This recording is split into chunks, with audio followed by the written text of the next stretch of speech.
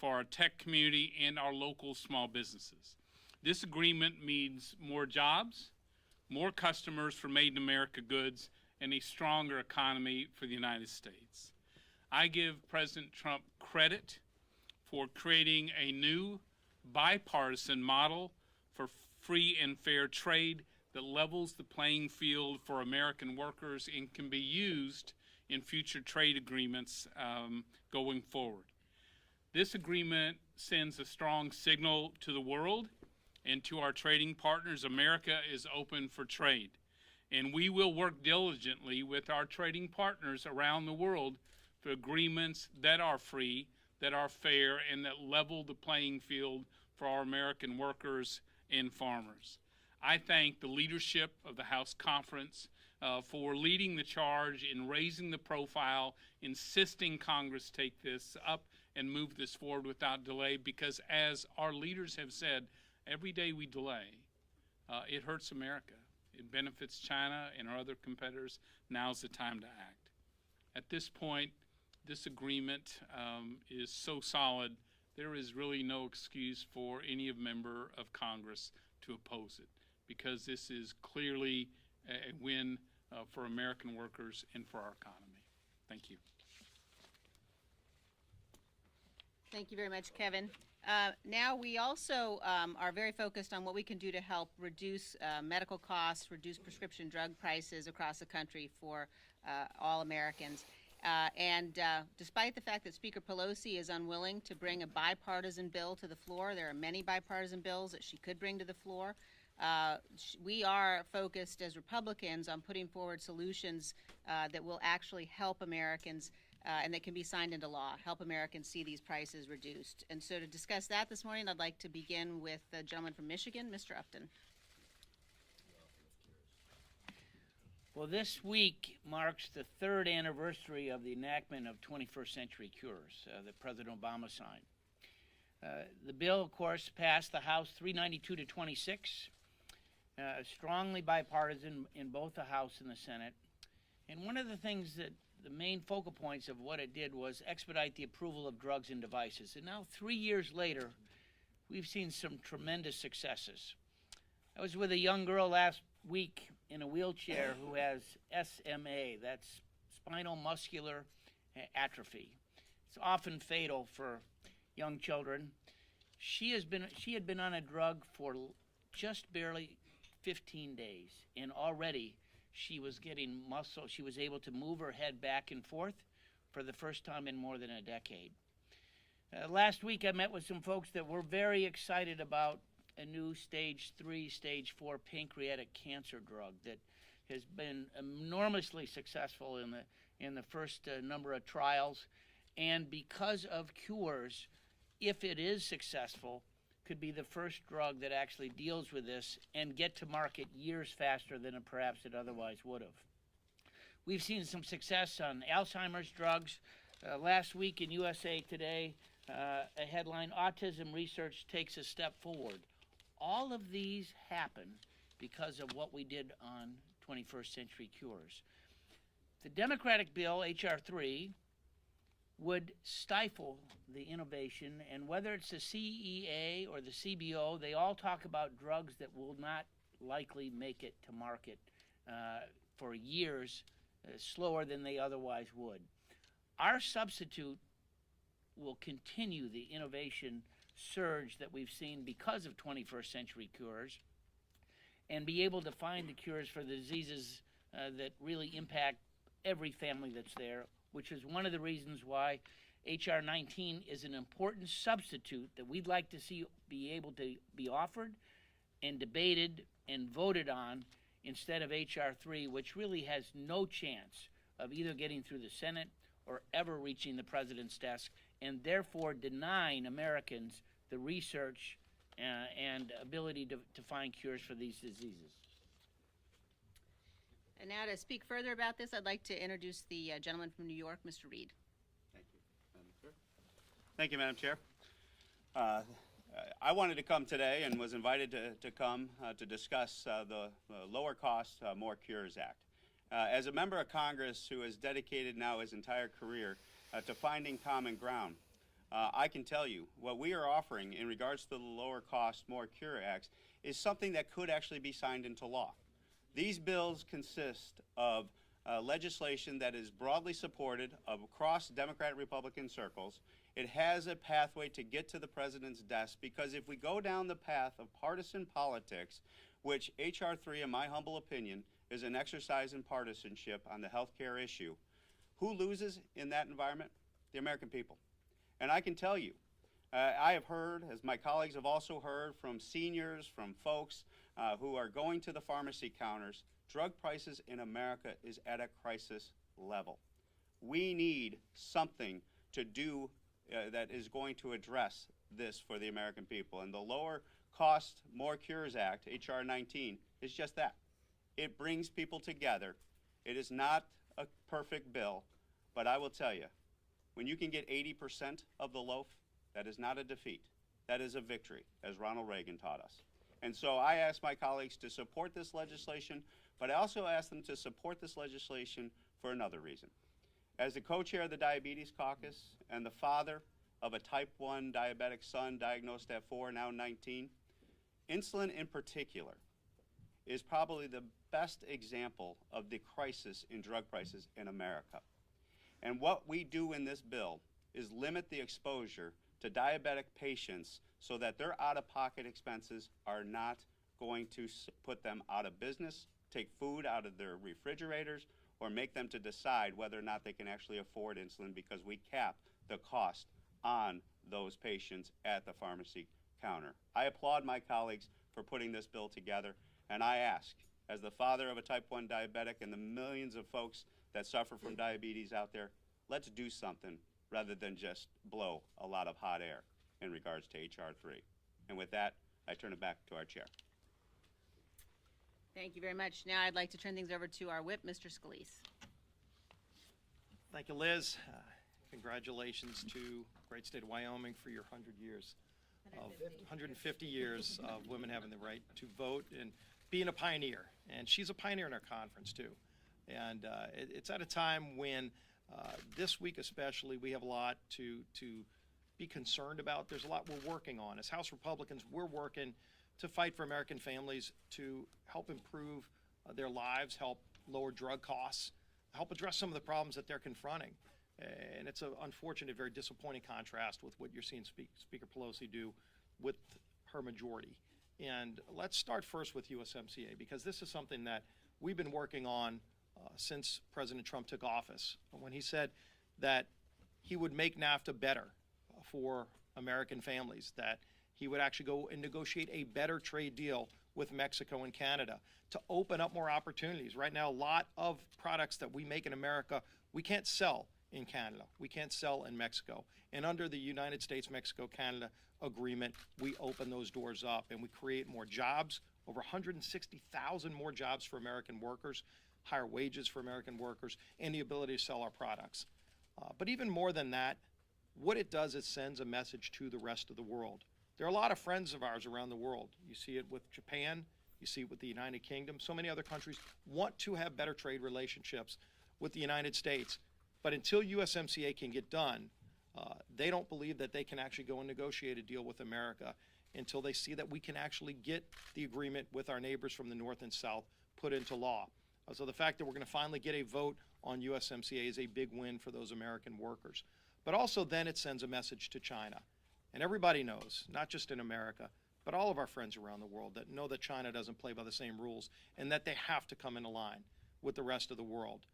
And they haven't needed to, because nobody stood up to them until President Trump finally stood up for America, but also for our allies all around the world, and saying China is going to have to play by those same rules.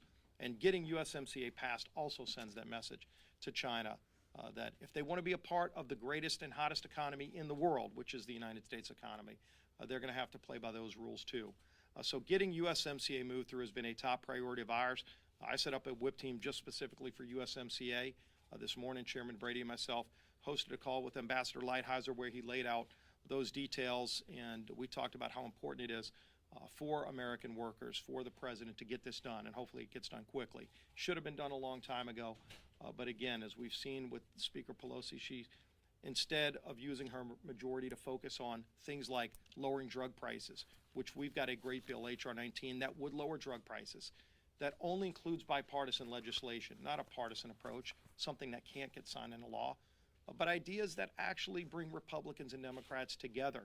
We've worked on this incredibly hard for months to get an agreement between Republicans and Democrats to lower drug prices, something that can get signed into law by the president, something that would actually work for families that expect Congress to work for them, families that are struggling with the high cost of drug prices, and they know that there's a better approach, and we bring those approaches in H.R. 19, a really important piece of legislation that I hope Speaker Pelosi would bring to the floor instead of the partisan approaches that she's been taking.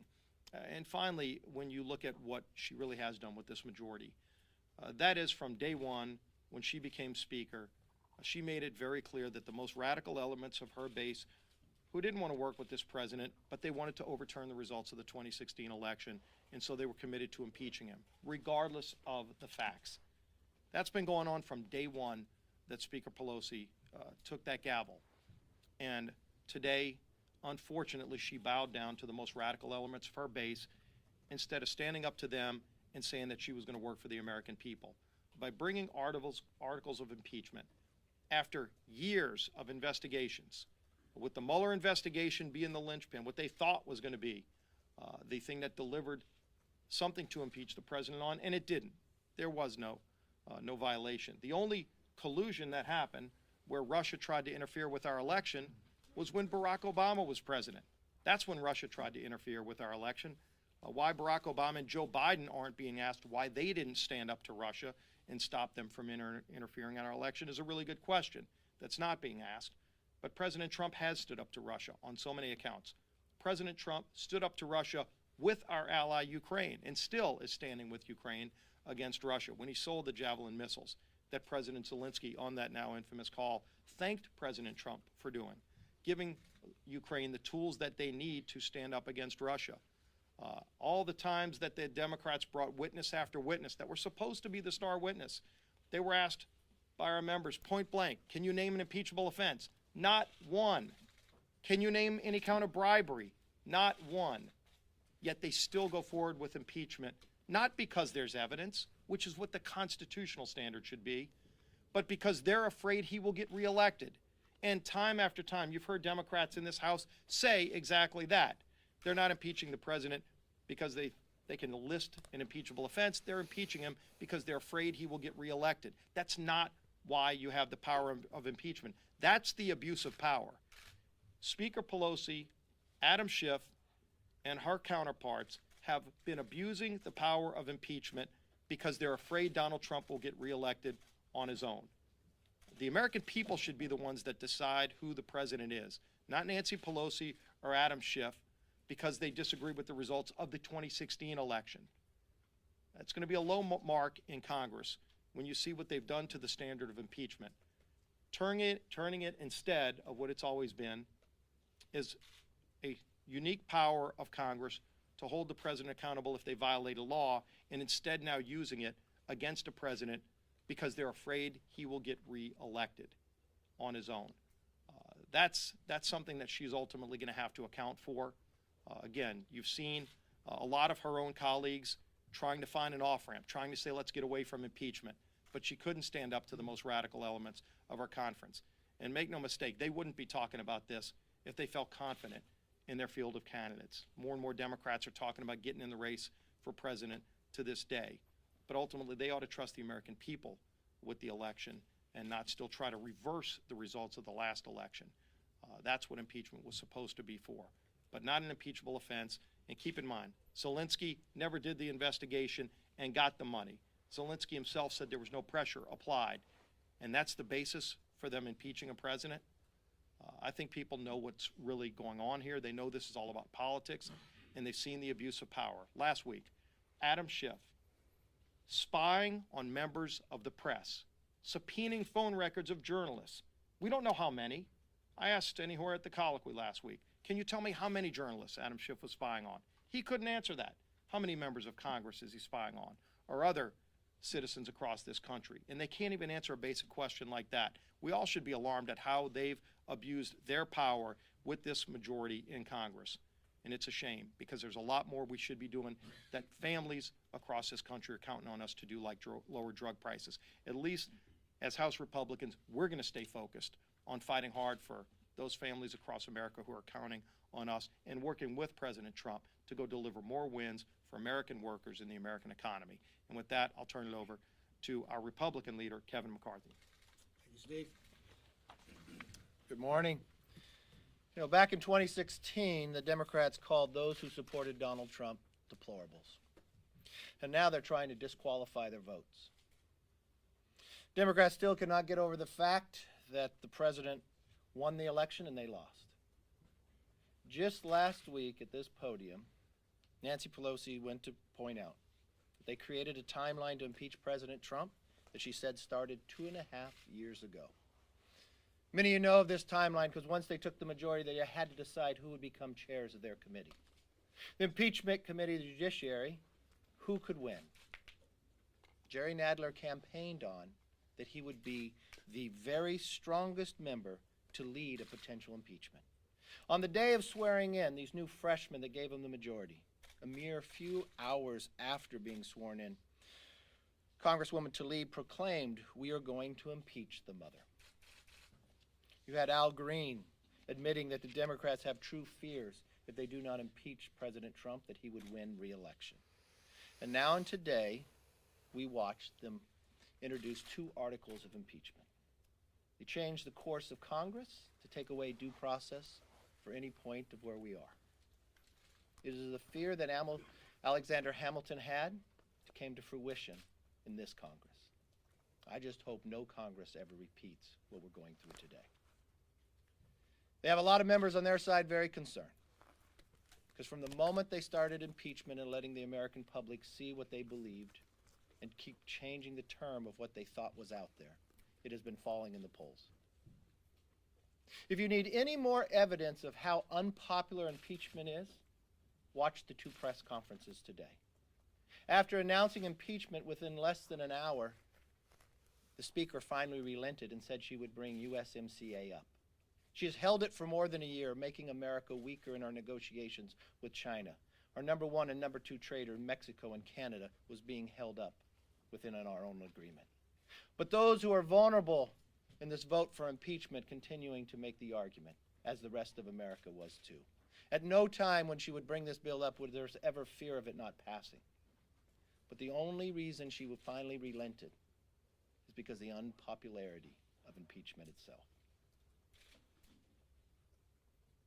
We watched in a hearing a Democrat constitutional scholar that did not vote for President Trump say this was the weakest, the thinnest, the fastest impeachment in the history of America. He then went to say if there was an abuse, it'd be abuse on the Democrats to move forward. The Speaker must not have listened to that hearing. If the Speaker had only waited 48 hours to release of the transcript, America would not be put through this nightmare. If the Speaker would pause and read the IG report, the Inspector General, to thank in a place of America that we would have a law enforcement agency spy on a presidential campaign in more than 51 instances, not hold up to the rule of law or change all the information and evidence to be able to move forward on something they knew or should have known was not true, is a sad day for America. But to compound that with the idea just because you created a timeline to impeach a president that you disliked, you ignored facts, we would never be here if they paid attention to the facts or the hearings. This is not a day that America will be proud about. It's not a day that history will write that anybody wants to repeat. Alexander Hamilton warned us that this day would come, that a majority would use their political power just for politics, even though we all raise our hands to uphold the Constitution. I just hope no Congress, regardless who's in the majority, will ever take us down this path again. We have such great potential in this nation, but to have wasted a majority on this is an embarrassment to this Congress. Questions? Yes, ma'am. Does it make it harder to defend the president when his personal attorney is still traveling to Ukraine, investigating his campaign rivals, and claims he wants to give some sort of presentation about it to Congress? It is not hard to defend this president, surely on the facts of what's out there. I think it's hard for the Democrats to move forward when they start with a quid pro quo to bribery to every other element they go. It's hard for the Democrats to continue this when the people they bring forth in their hearings are pretty much donors. Their expert witnesses, when it comes to their scholars, were donors to presidential campaigns. The idea that they're going to change the course of history, that staff is going to interview staff and then they're going to come out with articles of impeachment. What power do members of Congress who run to represent their districts have that they take it away? The idea that Democrats would control who can ask questions inside a hearing or how the structure would go. That's an embarrassment. So no, it is not difficult to defend this president because this president did nothing that's impeachable. It's hard to defend Democrats on how they're running this House and what they're doing inside their majority. But that's the difficulty that I have. But is Yes, it appropriate question. for Giuliani to do what he's doing? He's an individual citizen. That is not the question that we have before us. It's about impeachment. You've got to understand what impeachment means. Impeachment is the removal of the highest elected person in this land. I don't care if you think Americans who support President Trump are deplorables, but you do not have the right to disqualify their vote just because you do not like President Trump. We are a nation of law. And the idea that they would use their power, they would lie, and they would continue to lie just because they dislike this president. They would change the course of history where they would move it from judiciary into the Intel Committee. They would disallow individuals to even ask questions. They would disallow the president to have due process to ask a question. They would not allow a minority to have witnesses. And they're proud about that? The idea of a vote of impeachment, the only higher vote I think we'd have a member of Congress is whether we send women or men out to war. But the way they have handled this from the very beginning, I know they set a timeline and they wanted to keep to their timeline. They just never paid attention to the facts. So they changed the rules to meet their timeline. They may think it's not important, but it goes to the sheer fact of the country of who we are. One of our greatest strengths is the rule of law. Other countries admire us because we believe in the rule of law. We believe in due process, but not in Nancy Pelosi's house when she becomes Speaker. She has weighed and hinged her entire majority on the impeachment of the president. When she selected Adam Schiff to be the Intel chair and kept him there after he lied to the American public that he had proof beyond circumstantial, when we walked down through a nightmare, spent millions of dollars, went to 14 different countries, and found that was a lie, you had an inspector general just give you a report yesterday to show that a law enforcement agency spied on a presidential campaign. And when they couldn't get their own facts, they changed it to go to a secret court in FISA to try to spy further. They based that all on something that the Democratic Party spent money on that was a lie to try to discredit somebody running for office. I would have used the majority to clean that up, to go back to the rule of law. I would not use the majority simply for your own political gain. And if you can't meet your timeline, change all the rules that this history has ever seen. So no, it is not difficult to defend this president, but it is very difficult to defend this Congress on what they have done, and history will not be kind to them. So the Democrats say that they are defending the rule of law and doing their What law? constitutional duty because the Constitution, the proper role of the president. They say this president, on that call, asked a foreign government to announce an investigation by name of his political rival. So I'd just like to get each of you on the record. Do you agree with the president that that call was perfect? That's what we want presidents to do.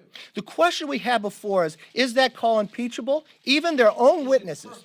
You asked a question, please let me answer. Thank you. We are members of Congress. We're going to take a vote on 2 articles of impeachment. We're not going to take a vote on whether a call is perfect, because that's not what's before us. You may think impeachment's not important, but it hinges not only on our nation, but what the rest of the world is going to look at from an idea of who we are. See, I simply believe that America is more than a country. America is an idea. An idea so powerful that millions in Hong Kong will rise up for the idea of the freedoms, what we say we behold. The idea that these individuals in the majority, they got the transcript of a phone call, made a president do that only made our nation weaker in our defense. Because to tell me what other foreign leader is going to be open and honest with whoever is sitting in the Oval Office. But they did that because they said they had a whistleblower they did not know, but the head of the Intel Committee actually met with the whistleblower. They started this all on the idea that the administration would not allow the whistleblower to come forward. We saw all the Sunday shows. We saw all of what Adam Schiff said, that he's going to fight so hard to allow that whistleblower to come forward. He is the only one who has denied us the whistleblower from coming forward. But anywhere else in a law in America, that if you base something upon a hearsay or an informant, that informant has to come forward, but not in the idea of impeaching this president. Because somehow the rule of law doesn't uphold to him because they think the people who voted for them are deplorable. Nothing on that phone call is wrong. That was a case that has already been opened. The Attorney General was already looking into it. If somebody is an elected official and they did something wrong, but they run for another office, somehow what they did is not wrong anymore? Why do you fall into a trap of an idea when we're talking about the highest elected office in this land and in this entire world? That they're so brazen that they just dislike that they will change the rule of law to impeach him. They just introduced 2 articles, and your question is about, is it perfect? No, the question is it impeachable? And the answer is absolutely no. And even their own witnesses, when asked, name me something that is impeachable, they could not name it. When the American public watched these hearings, the support went further down. They held a press conference at 9 o'clock to announce impeachment, and at 10, she finally relented and yet let USMCA come up. She held it for more than a year. We're negotiating with China. Mexico's our #1 trader. Canada's our second. Why? Because it's another promise that this president made that he kept. It's something no one thought he could do, that he could renegotiate NAFTA and make America stronger. He did it. But again, the speaker has the power of when it could come up. She held it for more than a year, when every economist said you would create hundreds of thousands of new jobs. She wished we'd go into a recession. But we just had a jobs report that no one thought would happen. Grew by more than 200,000. Where did Canada? They went down. They will not give this president any credit. They are more willing to tear the country down if they could tear this president down. But he's withstood this all. Why? Because he did nothing wrong. And he's not below the law. Yes. By agreeing to the USMCA, has Nancy Pelosi done Donald Trump a favor? No, she's actually agreeing to it as she's doing her job. Waiting a year, she has weakened America. We have been in negotiations with China for how long? Would America not be stronger if we had the USMCA agreed to prior to the negotiations with China? Everyone would tell you yes. Why did we have to wait this long to have these many more jobs that are going to be created? Why did we have to wait this long to have the GDP grow? Maybe because she wanted to give as much time as possible before the next election, just to narrow that. We're less than a year away before the election, and just now USMCA came up. Yes, she's probably very fearful that the president's going to get a lot of credit, because he deserves it, and so does Lighthizer. And Lighthizer showed the professionalism through all of this. Through everything they said about the president, he was professional every single day in this negotiation. The idea that you brought two countries outside of America together, and I hope you go back and write the lesson about this because I believe business schools will study this. It was difficult to get to this agreement, but what did the president do? He showed part of the art of the deal. He then went to Mexico before they even changed governments and got an agreement. Then he brought Canada into it. If you couldn't get them all together at once like he tried, he showed the art of the deal to how to make it happen. It was probably some of the finest negotiations I've seen by this president. And it just shows if he did not have to spend all this time being investigated, how much greater this country will be and how much greater potential we will have. Thank you very much.